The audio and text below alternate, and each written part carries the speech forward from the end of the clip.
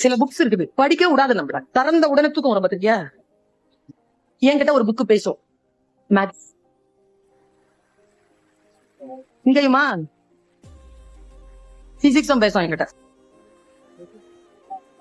சரி என்னதான் பேச கேள, கை தட்டுற, திறந்த உடனே கேட்க கூடாது.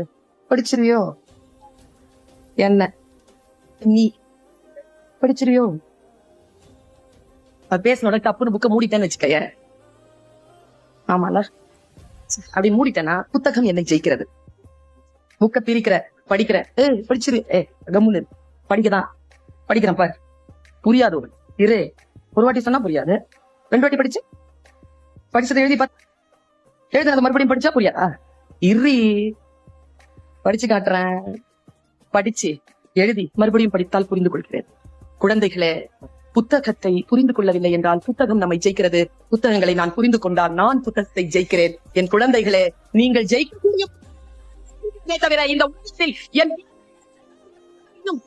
என்பதுதான் ஒரு ஆசிரியர் கருத்து.